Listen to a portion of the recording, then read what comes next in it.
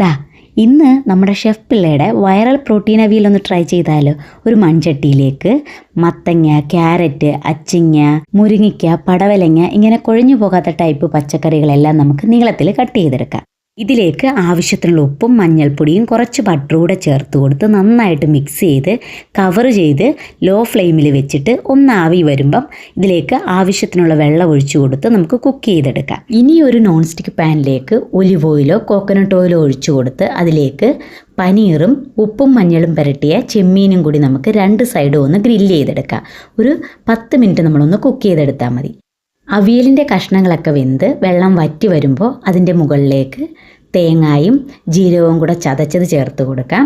പിന്നെ നേരത്തെ നമ്മൾ ഗ്രില്ല് ചെയ്ത് വെച്ചിട്ടുള്ള പനീറും ചെമ്മീനും കൂടി അതിൻ്റെ മുകളിലേക്ക് നമുക്ക് ഇതുപോലെ വെച്ച് കൊടുക്കാം. ഇതിൻ്റെ കൂടെ ഇതിൻ്റെ മുകളിലേക്ക് തക്കാളി ഇതുപോലെ അരിഞ്ഞതും കുറച്ച് കറിവേപ്പിലയും കൂടെ ചേർത്ത് കൊടുത്തിട്ട് നമുക്കൊന്ന് കവർ ചെയ്ത് വെച്ച് 2 മിനിറ്റ് ഒന്നുകൂടി ഒന്ന് കുക്ക് ചെയ്തെടുക്കാം. ഇതിന് ശേഷം നമുക്ക് ഇത് തുറന്നെടുത്തിട്ട് ഒരു 2 മുട്ട പുഴുങ്ങിയെടുത്തിട്ട് ഇതുപോലെ നമ്മൾ 4 കഷ്ണമായിട്ട് കീറിയെടുത്തതും കൂടെ ഇതിൻ്റെ മുകളിലേക്ക് വെച്ച് കൊടുക്കുന്നുണ്ട്.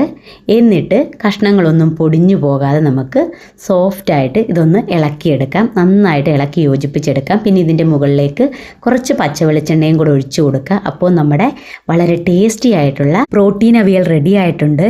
ഇത് നമുക്കൊരു ഡിന്നറായിട്ടോ ബ്രേക്ക്ഫാസ്റ്റ് ആയിട്ടോ ഒക്കെ കഴിക്കാം. എനിക്ക് വളരെയധികം ഇഷ്ടപ്പെട്ടു. നിങ്ങളും ട്രൈ ചെയ്ത് നോക്കണേ.